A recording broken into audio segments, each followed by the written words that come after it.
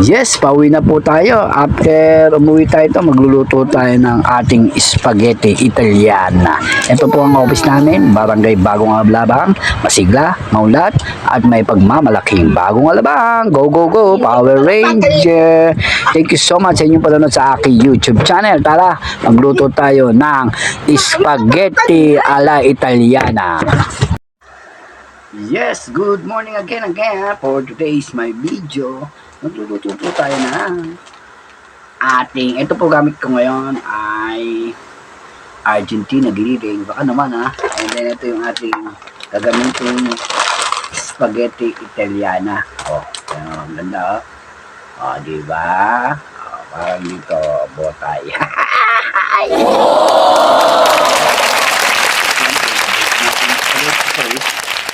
Yan.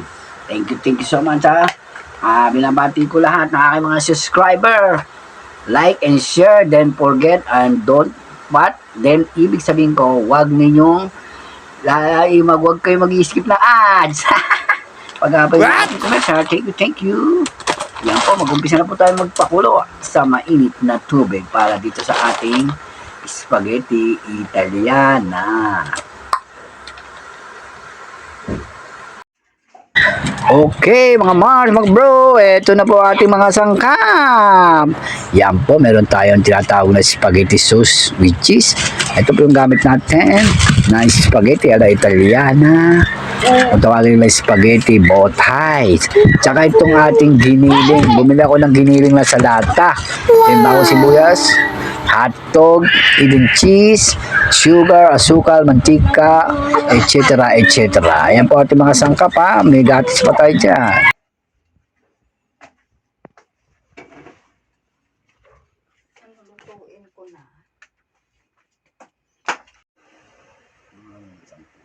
Yung mga dating gawe, gayat-gayat na sibuyas, bawang, hotdog, cheese, tsaka ating bawang sibuyas. Tulong pa lang natin to mga Mars, mga bro ating lulutuin ay spaghetti alla Italiana.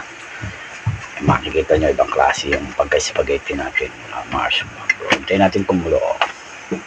Yun, halu-haluin na natin mga Mars, mga bro, ang ating Italiana spaghetti. Yan, tingnan mo itsura, parang botay, diba? Pero tayo, spaghetti Italiana natin to. Nagawa lang natin, pag ito lumambot na, gagawa na tayo ng spaghetti sauce. Yan, kasi paborito natin mga spaghetti sauce. Don't forget, huwag yung ating skip ads, huwag yung lalakdawan, yung tatanggalin ating skip ads. Thank you. Okay, mga Mars, mga bro. Yan po, ganito.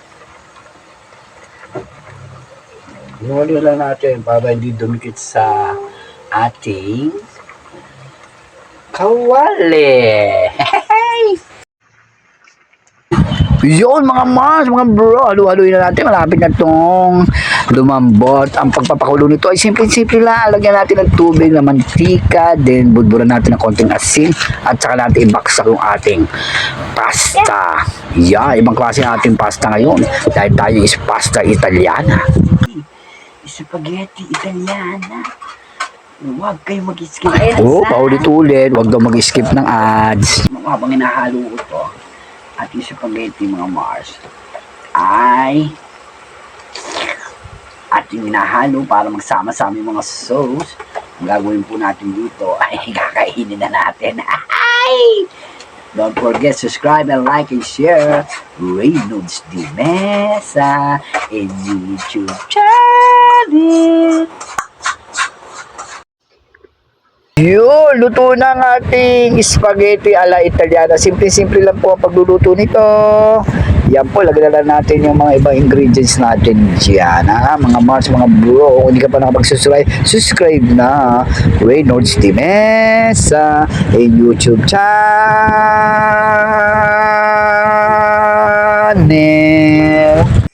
Titikman na po natin yung ating spaghetti Italiana. Ito, tingnan natin Wow! Para pala siyang lasagna ba yun? O basta lasagna or spaghetti Italiana. Sarap. Sa akin, simple lang. Pero pwede nyo rin lagyan ng konting toppings na lalo magpapa-level up. Yung cornstarch na may gatas. Pakita ko na sa inyo dyan, ha? Thank you so much. Like mo, share mo.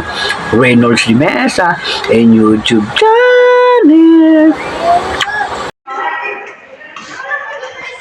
Yung ganun lang po kasimple pagluluto ng kung gusto nyo i-level up. Magluto kayo ng cornstarch, gatas, lagyan ng evap, tsaka konting asukal, tsaka konting patak-patak na paminta at isahog nyo na doon sa ating spaghetti Italiana. Maglalasang lasaman niya ang inyong spaghetti ala Italiana. Lasagna pala, sorry, pag gusto nyo mag-level up.